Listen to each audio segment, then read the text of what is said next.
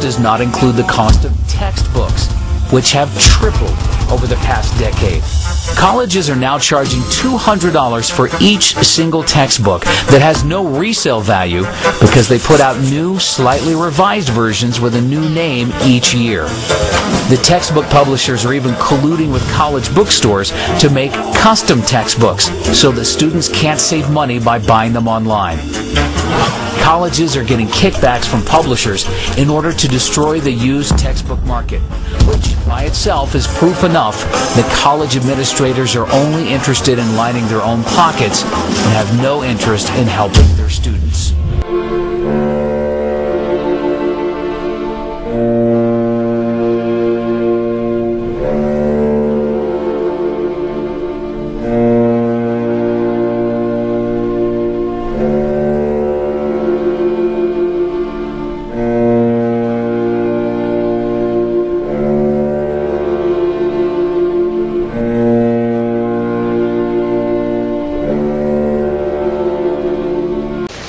Understand that people who try to maintain empires and create empires do it by manipulating the people they're trying to conquer. You might want to ask yourself why the entire culture is utterly saturated with mass media entertainment from all sides, while the educational system in America continues its stupefying downward slide since the U.S. government decided to take over and subsidize the public school system. What your government pays for, it gets. When we understand that, then we look at government-financed institutions of education and see the kind of students and the kind of education that's being turned out by these government-financed schools. Logic will tell you that if what is being turned out in those schools was not in accord with what the state and the federal government wanted, then it would change it. The bottom line is that the government is getting what they have ordered. They do not want your children to be educated. They do not want you to think too much.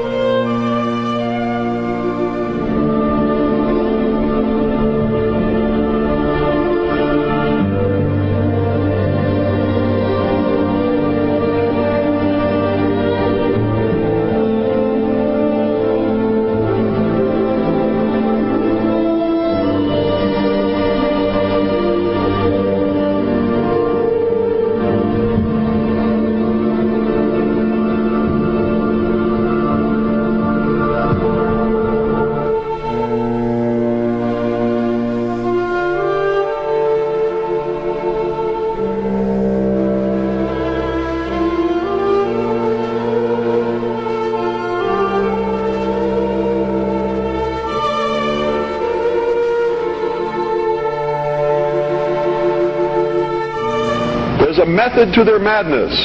There's really not much method to yours, because you're operating from a place of ignorance, and until you change that, you're going to be bumbling around, bumping into each other, saying and doing the wrong things, not understanding the nature of your enemy. And if you don't understand the nature of your enemy and the weapons they use, you cannot fight that enemy. You can't fight the battle. You shouldn't even be on the battlefield.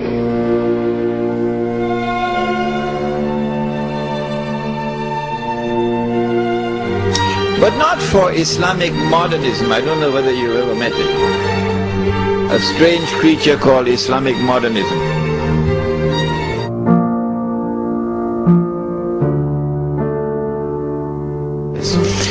Islamic modernism, an attempt to reinterpret the religion to subject Islam to a progressive interpretation so that it can fit in with the modern world.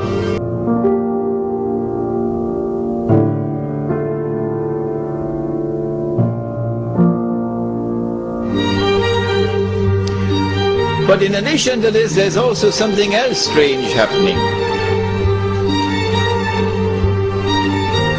And that is the confirmation of the hadith. The Prophet said, sallallahu ta'ala alayhi wa sallam, and you take this hadith home with you tonight as you ponder the issues. He said, sallallahu ta'ala alayhi wa sallam, بدأ الإسلام غريبا وسيعود غريبا. When Islam began, it was something strange and therefore different from everything else in the world. And Islam will one day return to that state of being something strange and different from everything else in the world.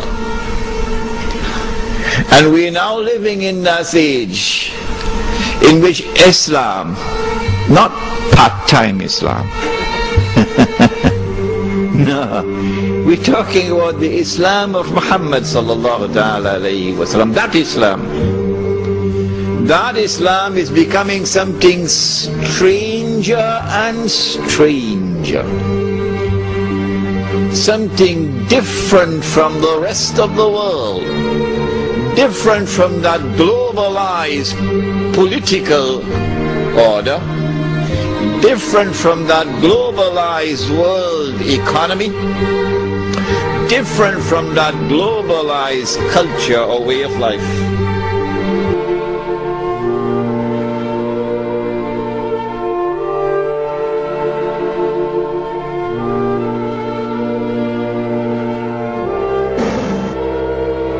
What it implies is that one people, namely Gog and Magog, one people are going to succeed in getting all of mankind, illa masha'Allah, all of mankind to follow them instead of Muhammad alayhi salatu wasalam,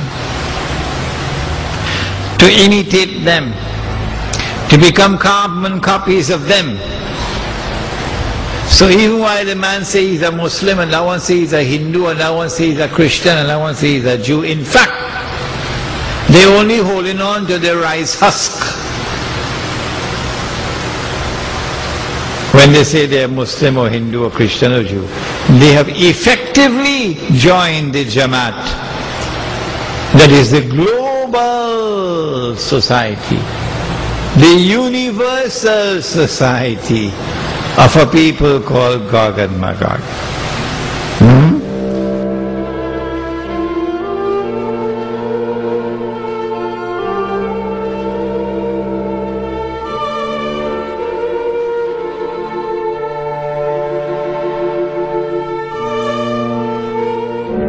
In fact, they have done so for centuries.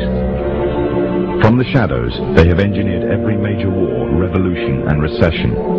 They control everything you read, everything you hear, and everything you see.